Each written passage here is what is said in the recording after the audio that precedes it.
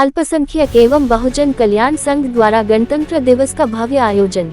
Aligarh, the 26 जनवरी, अल्पसंख्यक एवं बहुजन कल्याण संघ द्वारा 7/6 गणतंत्र दिवस अलीगढ़ के पंचायत घर अनूप शहर रोड पर हर्षोल्लास के साथ मनाया गया। इस भव्य कार्यक्रम में विभिन्न प्रतिष्ठित व्यक्तित्वों ने शिरकत की। मुख्य अतिथि के रूप में फैसल आफ्ताब, IAS, सेवानिवृत्त CDO, अतिरिक्त आयुक्त ने समारोह की शोभा बढ़ाई। वहीं मिस्टर पुष्पेंद्र चौधरी और अब्दुल समद, राष्ट्रीय सचिव, खुद्दाम-ए-हज समिति ने विशिष्ट अतिथियों के रूप में कार्यक्रम की गरिमा में 4 चांद लगाए।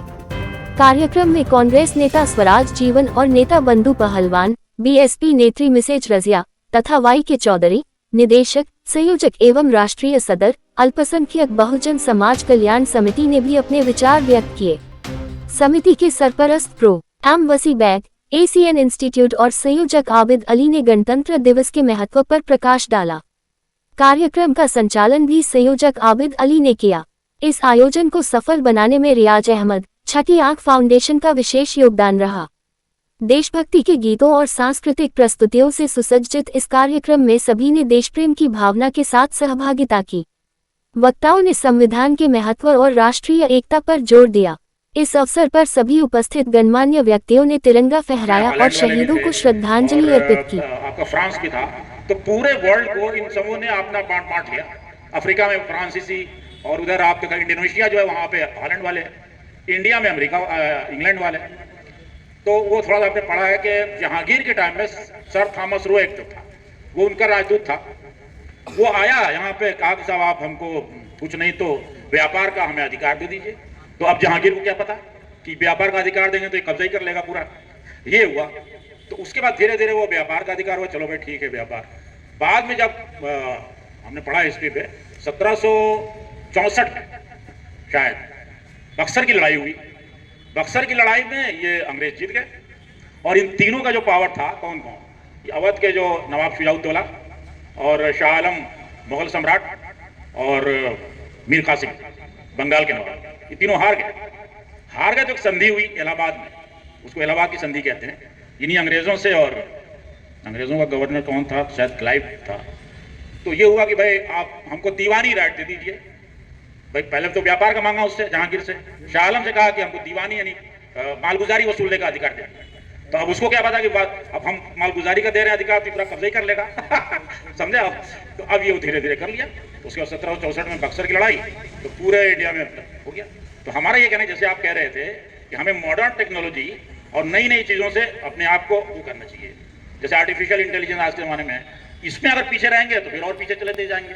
जैसे वो हुआ कि भाई जगह जगह फैक्ट्री उनकी हो गई अंग्रेज़ों की, मछलीपट्टनम, सूरत में, कहाँ। तो इस तरह से ये तो कब्जा करते चले गए। उसके बाद फिर ये हुआ कि 1857 का सबको पता ही है, प्रथम लड़ाई। तो 1857 तक तो ईस्ट इंडिया कंपनी था। उनका मकसद यही था कि यहाँ का पैसा जो लूट के ले जाओ, और लूट के ले गए सब वहाँ। और बढ़िया सा यहाँ पे तो GDP वगैरह बड़ा जोरदार था यहाँ। अब तो थोड़ा कम हो गया है, बट मुगलों के टाइम में GDP मतलब हाईएस्ट था वर्ल्ड का।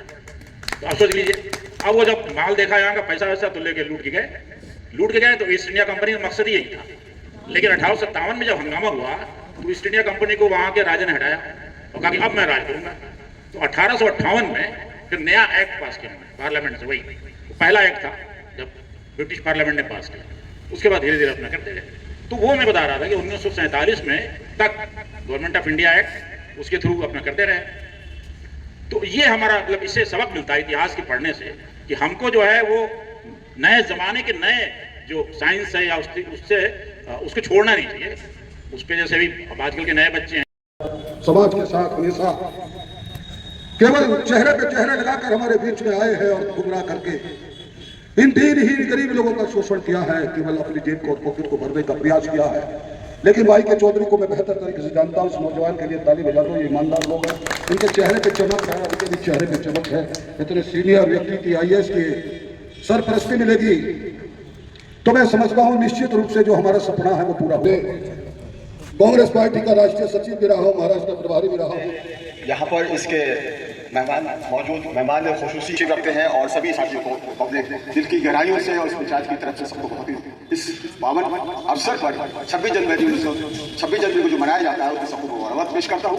और मैं ये अर्ज करना चाहता हूँ कि देखिए ये बहुत ही पर्व ऐसा है जो भारत देश में 2 ही पर्व है, राष्ट्रीय पर्व जो है, जिसमें पहला एक 15 अगस्त 1947 को जो भारत आज़ाद हुआ था उसके लिए मनाया जाता है, और दूसरा जो आधारशिला को संविधान सभा ने 1949 26 जनवरी को राष्ट्र को समर्पित किया था। इसकी खास बात यह है, और इसी संविधान को इस राष्ट्रीय पर्व के लिए हम जब देखते हैं तो इसको बनाने के लिए 26 जनवरी का दिन स्कूलों में, विद्यालयों में और बड़े बड़े इंस्टीट्यूशंस और प्राइवेट सेक्टर्स और इससे सहकारी संबंधित जो भी कार्यालय होते हैं, उससे जो संबंधित जितने भी जगह होते हैं, बड़े उत्साह के साथ इसको मनाया जाता है। लेकिन ये गणतंत्र दिवस की एक खास पहचान है जो आप लोगों को शायद बहुत सारे लोगों को मालूम भी होगा, नहीं भी मालूम होगा। ये हमें पहचान देता है इस बात की कि देखिए इसमें संविधान सभा ने जो समर्पित किया और सौंपा गया, इसकी खास विशेषता क्या है कि ये हमको भारत में रहने के लिए, किसी भी जगह रहने के लिए तो अलग बात है, लेकिन भारत में रहने के लिए हम इसकी खास चीज तवज्जो की तरफ ध्यान दिलाता है। एक ये हमें देता है समानता का, स्वतंत्रता का और न्याय, यानी हमें न्याय की भी गारंटी देता है, ये स्वतंत्रता की गारंटी देता है और समानता की गारंटी देता है। ये 3 चीजें बहुत ही इसकी खास है। आज क्या है माहौल, आज किस तरीके से क्या है, ये सब कुछ छुपा हुआ नहीं, ये सबको मालूम है। इसकी पहचान संविधान की ओर से हर अगर किसी भी आर्टिकल बिंदु पर अगर हम गौर करेंगे तो हमें इसकी पहचान मालूम होगी कि हमारे भारतवासियों को इसमें कितना कितना क्या की सहूलतें दी गई है।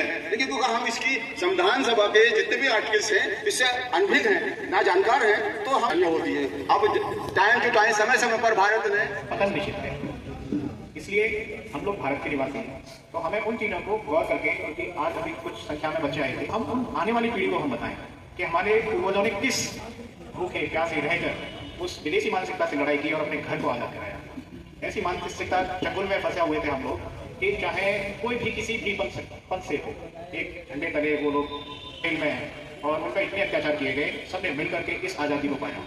तो इसका